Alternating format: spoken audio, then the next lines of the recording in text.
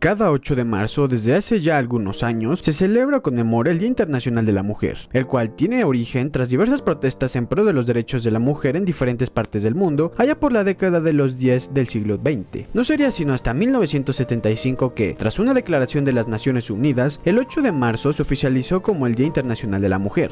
A menudo, la mujer en la historia mundial y de México ha sido borrada por diferentes razones, y los pocos personajes femeninos que conocemos de nuestra historia solo están ahí por tintes políticos. No es de esperarse entonces que en la historia patria de México hayan existido cantidades incontables de mujeres que han aportado a la construcción de este país, y es por eso que hoy en México Historiador te hablaremos de 3 mujeres mexicanas que marcaron la historia de México, parte 1.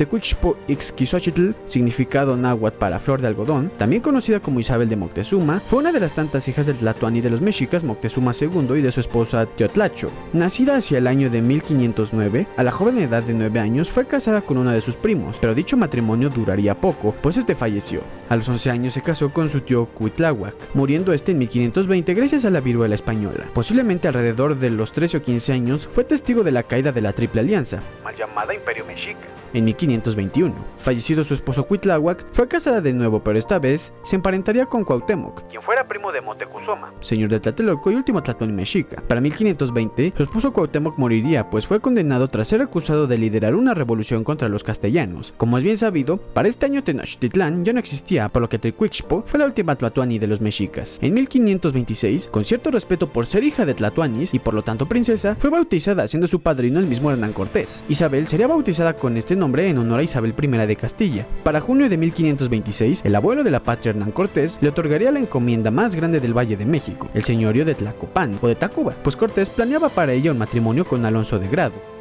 Una vez en matrimonio, Grado fue investigado y acusado por maltrato y crueldad a los indígenas. Recordemos que esto fue prohibido por órdenes del rey Carlos V, muriendo Alonso en 1527. Mientras Cortés buscaba un nuevo esposo para Isabel, la resguardó en su casa, donde se dice fue violada. Aunque otras fuentes indican que solo fue una noche de pasión, por lo que al nacer su hija, Isabel no la reconoció, contrario a Cortés, quien la llamó Leonor de Cortés, nacida hacia 1528. Existe la versión de que Isabel no reconoció a Leonor, pues Cortés prometería casarse con ella, pero no cumplió su palabra. Sería casada una vez más con Pedro Gallego de Andrade, matrimonio que duraría poco también, pues este murió en 1530, pero a pesar de ello, la pareja tuvo un hijo de nombre Juan de Dios de Andrade Moctezuma, de quien existe una línea de descendientes hasta hoy en día, siendo Carmen Ruiz Enríquez de Luna la 13ª condesa de Miravalle, emperatriz de Moctezuma y heredera de la casa Moctezuma Miravalle. Isabel se casaría por última ocasión y por voluntad propia con Juan Cano de Saavedra, con quien tuvo 5 hijos. El 9 de diciembre de 1550, Isabel moriría dejando a su testamento asuntos particulares como la libertad de los esclavos indios naturales de la tierra que le correspondía. Además, ordenaría misas, obsequias, etc., hasta una quinta parte de sus bienes, y mandó a pagar deudas y salarios de su servidumbre. Sin duda, fue una mujer muy escondida en la historia nacional, y vale la pena estudiarla a fondo.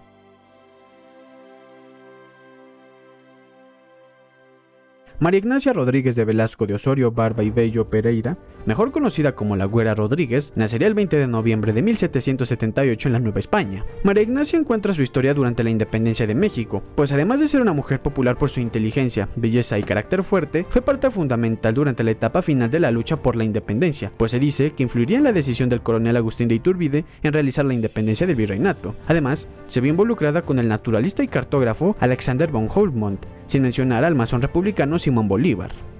En 1792 se casaría con José Jerónimo López de Peralta, con quien tendría 4 hijos, pero dicho matrimonio terminaría en 1802 tras una denuncia de intento de homicidio. A los 16 años conocería al alemán Alexander von Humboldt, con quien estrecharía una gran amistad, atribuyéndole una relación sentimental con él, pero sin ninguna prueba de ello. Un año más tarde, también conocería a Simón Bolívar, vinculándola también de manera sexual. Su marido la demandaría también por cometer adulterios, pero ninguno de sus amigos cercanos lo apoyaba, y al contrario, decían que él maltrataba a la güera. El capitán José Jerónimo jamás pudo probar ninguna de sus acusaciones. Rodríguez contrajo segundas nupcias con Mariano Briones, quien era un anciano de gran riqueza, muriendo por enfriamiento por destape de cobijas, o sea, por hipotermia. Mariano Briones tuvo un hijo con la güera, y a su muerte dejaría una gran herencia. Finalmente se casaría con Manuel Elizalde, viviendo con él hasta el día de su muerte.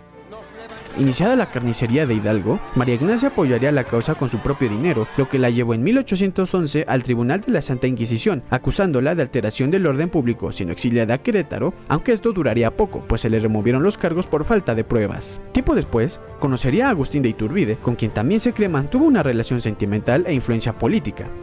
Gracias a esto, tendría acceso a los documentos privados de la época, encontrando la carta de Fernando VII para el virrey Apodaca, en donde le solicitaba encontrar un líder para el ejército realista capaz de hacer tratos con los insurgentes, carta de la cual se desprenderían los principios del Plan de Iguala, sugiriendo María Ignacia a Iturbide como ese hombre. Según Artemio del Valle Arizpe, cuando Iturbide hizo su entrada triunfal a la Ciudad de México el 27 de septiembre de 1821, desvió al ejército para pasar frente a la casa de María Ignacia y así homenajearla por su participación. Durante el imperio, la güera cobró una fuerte influencia en el gobierno y gran notoriedad en la sociedad. Distintas voces de la sociedad comenzaron a especular que ella era quien en realidad gobernaba. De hecho, el opositor de Iturbide, Vicente Rocafuerte, le atribuyó la redacción del Plan de Iguala, dándole la principal responsabilidad de la independencia de México. De acuerdo con la historiadora Silvia Marina Rom, es imposible determinar si María Ignacia influyó en las ideas políticas de Iturbide. Distintos cronistas como Alamán, Zavala y Cerecero aceptaron que el texto era de la autoría de Iturbide. María Ignacia o la güera Rodríguez moriría el 1 de noviembre de 1850 a los 71 años. Una vez caído el imperio, prácticamente no se volvió a involucrar más en la política nacional. Sin duda, la omisión de esta valiente e interesante mujer en la historia de México es sumamente desagradable, y es necesario recobrar su memoria para brindarle el crédito que se merece, tanto como para considerarla la madre de la patria.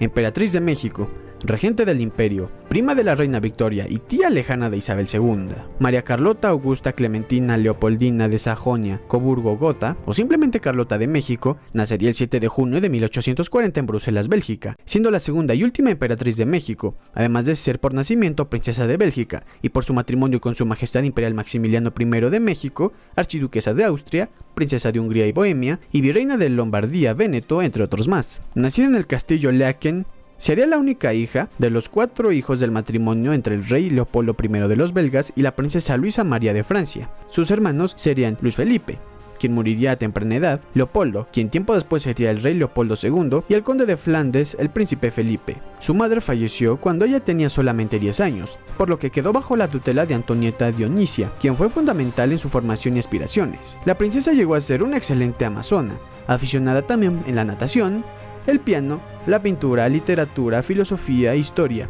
y así también empezó a dominar varios idiomas como el francés, el alemán, el inglés, el italiano y el español. El 27 de julio de 1857, Carlota contrajo matrimonio con tan solo 17 años con el archiduque de Austria, Fernando Maximiliano de Habsburgo-Lorena, hermano menor de Francisco José I, emperador de Austria, convirtiéndose en archiduquesa de Austria. Tiempo después, al ser nombrado su esposo como virrey de Lombardía-Venecia, la pareja vivió tranquilamente en esa región de la actual Italia, aunque ambos deseaban tener mejores papeles en la vida. El tiempo les concedería su deseo, ya que en 1863, una comisión de conservadores mexicanos arribaron a Trieste para ofrecerles la corona de México, y fue así que el 28 de mayo de 1864, la nueva pareja imperial desembarcaría en Veracruz, respaldada por los conservadores y 28,000 soldados. Una vez en el poder, Carlota haría diferentes cosas en pro de México y su gente, destacando la creación de la primera ley de educación pública universal y gratuita. También fundaría asilos, guarderías, casas de cuna, hospitales y el conservatorio de música, además de impulsar los ferrocarriles, las líneas de vapor y el establecimiento de la beneficencia que ella misma presidió. Pero lo que más sobresalió fue que sería la primera y hasta ahora única mujer que gobernaría México, pues según el artículo 2 del Estatuto Provisional del Imperio Mexicano, mientras el emperador no pudiera ejercer sus funciones, la esposa de este, o sea Carlota, se encargaría de la regencia del imperio, y así fue,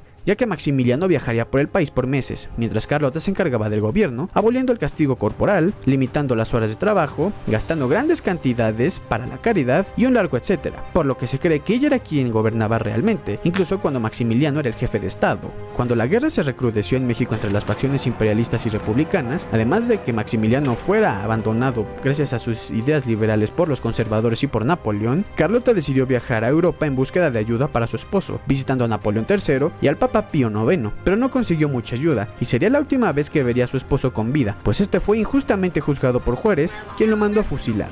Así, la emperatriz titular quedaría viuda, y en Europa mostró indicios de locura, siendo examinada por médicos a las órdenes de su hermano Felipe, quienes la declararon como una demente. Es así que Carlota vivió 60 años de soledad hasta el día de su muerte, el 19 de enero de 1927 a causa de neumonía a los 87 años en Bruselas.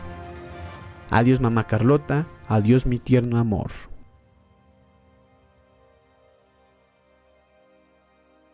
Como pudimos ver, la mujer ha jugado roles importantes en la historia de México y en la de todo el mundo. Muestra de ello son estas mujeres que supieron romper con las ideas que las catalogaban como débiles e indefensas. Sin estas mujeres, no existirían muchas cosas en el mundo y en México, y es por eso que de todo corazón y desde lo más profundo del alma, México Historiador grita a los 4 vientos: ¡vivan las mujeres de México y el mundo!